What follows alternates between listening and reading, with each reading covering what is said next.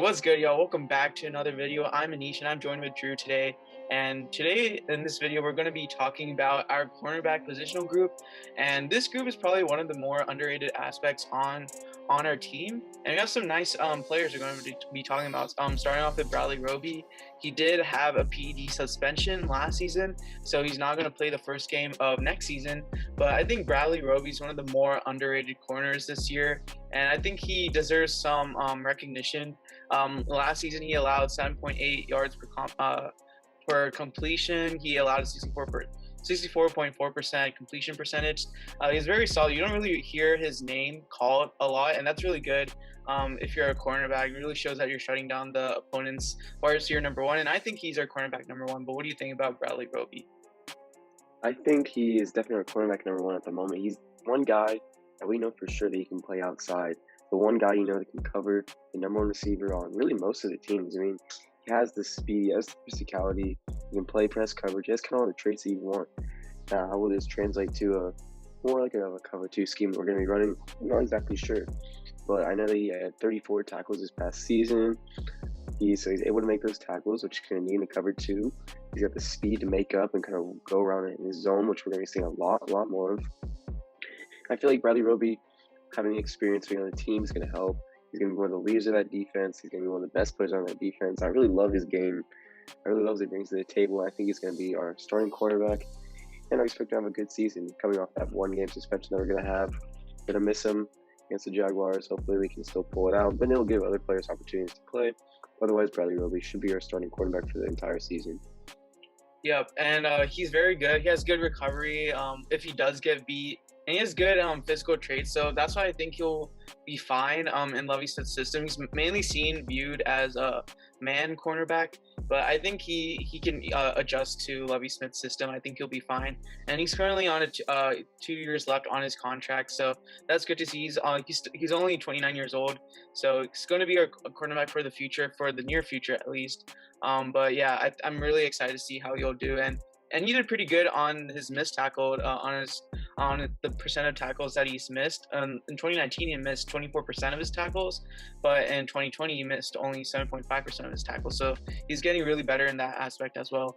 And I guess he does need to improve on his ball skills, but I think if you're able to cause incompletions or just force quarterbacks to not throw your way, I think that's a victory in that regard. So yeah, that's Bradley Roby, very solid guy.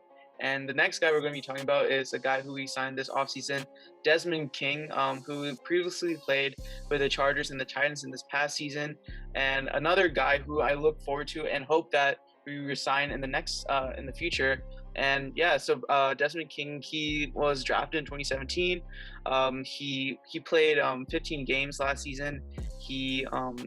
Some stats that he's had is that let me see. He had 31 combined tackle. He had 55 total tackles, 40 solo tackles, 15 assisted tackles, and so yeah.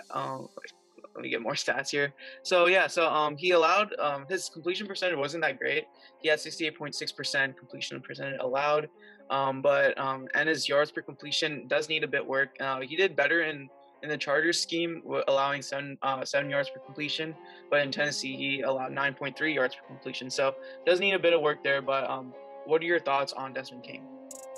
I think Desmond King really showed what he can do in LA playing for the Chargers. I don't think Tennessee was a really good fit for him, but remember, he's only going to be 27 this upcoming season. He made it to the Pro Bowl not too long ago. But the most important thing about Desmond King is his versatility. He can play safety, he can play slot, he can play outside cornerback. I think that's exactly what we need. I know everybody hates the Bill O'Brien days where we talk about versatility, being able to do so many more things. But this is exactly the kind of guy you want. He was a Pro Bowler for what he did. He can make tackles coming from the safety position. So in a cover two, the reason I think he can actually play the outside in the cover two is because he has the tackling ability that you see from a safety. He has the ball skills. He has the physicality, and that's exactly what we need at this point in time. And I feel like he's gonna be one of the star players in this defense. He's gonna force fumbles. He's gonna get turnovers. He's gonna be really comfortable. I feel like this is exactly why he came here. We told him what he's gonna play. We told him how it's gonna be. We told him the scheme. And I feel like he felt it was a fit. That's why he came to Houston. He's a guy who should have had interest from many, many teams, many competitive teams. The Texans are just a really good fit for Desmond King, and Desmond King can fit right in and be a starter for his defense, be a really good one. Yeah, and not only does he thrive in zone coverage and being versatile and playing the slot, but he also works well as a blitzer. And last season, he recorded a sack against Deshaun Watson in a 27-20 Texans versus Chargers game. And in three of his four seasons, he's posted at least 2 sacks. And so yeah, and like just to recap his career so far, as a rookie, he played all 16 games. He had 4 starts, 71 total tackles, 61 solo tackles, 4 sacks, 1 interception for a touchdown, 6 tackles for loss, 6 QB hits, and 5 passes defended. And he also is really good as a punt returner on kickoffs. He also averaged 20.8 yards on kickoff returns, where he fielded 17 kickoffs for 353 yards. And in his second season, he was named AP First Team All-Pro Defensive Back and AP Second Team All-Pro Punt Return in 2018. And yeah, in his last season, it wasn't as great as his rookie season, but still very, very good. And so, yeah, very sound tackler. I think excited to see how Desmond King will pan out for us. And now let's talk about another free agent acquisition that we had this offseason is Terrence Mitchell. He was previously on the Cleveland Browns. He's an 8-year veteran in this league, and he was in 2017. He was like the only player in the NFL with at least 8 total tackles, 2 interceptions, and 4 passes defensed in a single game on seasons.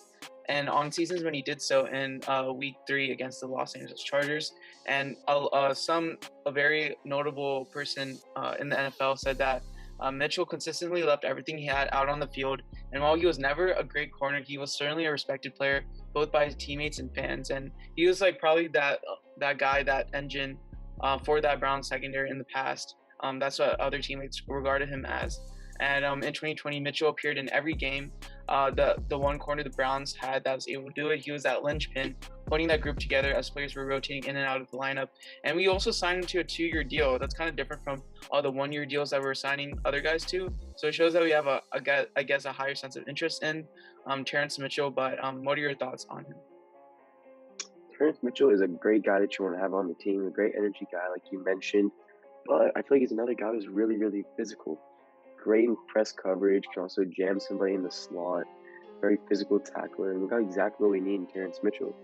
I kind of like the pickup because it shows you exactly what we're going to be running this year in Houston. You can see a lot of press coverage, you can see a lot of physical cover too, being able to help more in the run. So we struggle with a lot of the corners making tackles.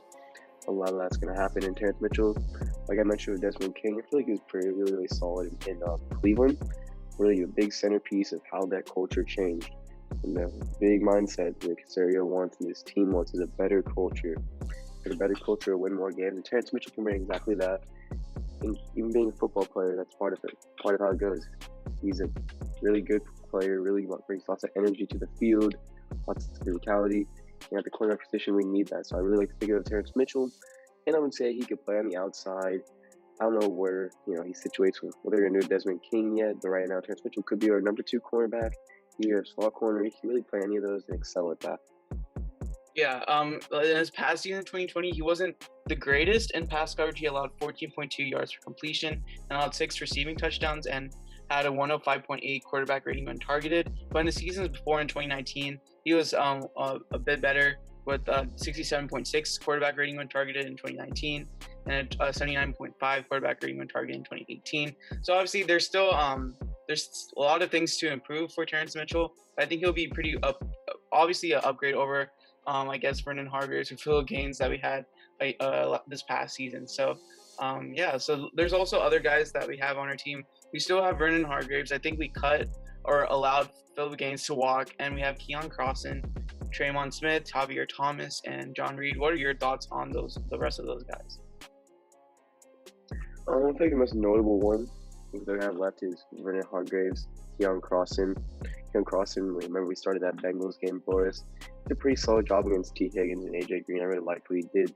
He's a little guy too, and those are receivers that are both 6'4", and he just fought the entire game. He's another guy you want on the team, very physical player, which is a big, big theme of this secondary. You see it from everybody except for Vernon Hargreaves and John Reed. There's not really much of what they do. And we're talking about Vernon Hargreaves next. Vernon Hargreaves he had a horrible season. he is not worthy of being a starting cornerback, a number 2 cornerback, or a number 3 cornerback on any team in the NFL. He had potential at first coming out of college. He was a first-round pick. When we signed him, we're like, oh, he has a lot of potential, but he got cut from the Buccaneers for a reason. Brendan Hargreaves is not a good football player. He is done. He might be the number 4 cornerback on this roster, but I know the coaching staff is going to pick the best guys that they can. And if he continues to play how he has, he's not going to be playing much more on this team. Yeah, I really hope John Reed gets the start over him. I think John Reed, he was pretty okay. I think he only played in that Chiefs game, that first game of the season. I think he was pretty okay. He held his own for that first game. I don't know why we decided to pull him. Just that whole like culture of playing the vets as a veteran year kind of limited him. So I really hope he gets that chance. And Vernon Hargreaves, I think his first year here, he was okay, but this past season is not as great. And so, but I think if he's not as an outside corner, but as a slot, I think he's way better as a slot than an outside corner. But that's not saying so much. But yeah, and Keelan Crofton was okay in some aspects, but there's some plays that he let up. I think there's a quarterback that kind of juked him a lot, or I don't know, I can't remember if it was him or not. But there are some plays that stood out that were kind of like from Keon Crofton, but it does show a lot of energy, so that's what you like to see. And yeah, so I think this cornerback group obviously improved a lot more from last season.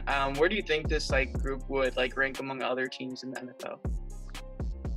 If this group and this entire defense as a whole has been playing together for a year, or just, these guys have been here, they would be really a top 15 defense, but it's just not going to happen.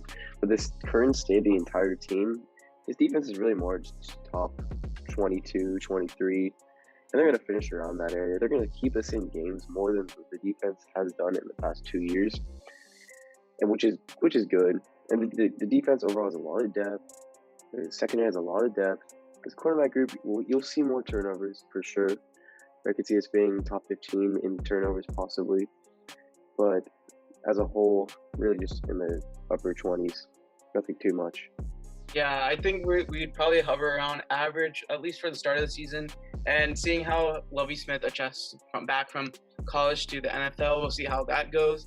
And so, yeah, Lovie Smith, he might have a bit higher expectations than Anthony Weaver because he does have a better group of guys, like talent-wise, than Weaver had. Not saying Weaver deserves a pass or anything, but yeah, I think Lovie Smith's expectations should be a bit higher than Weaver had for sure. And yeah, excited to see this cornerback group play. Do you have any final thoughts before we wrap up the video? I really like the guys that we have. We have so many guys. We didn't even get to mention Traymon Smith, Tavier Thomas, Cornell Armstrong. There's even some nice special teams guys. I just love the energy that you can see from a lot of these players, the physicality that you see from a lot of these players. I hope to see big improvements from Brendan Hargreaves and John Reed. They really need to develop. It's a make it or break a year for Brendan Hargreaves.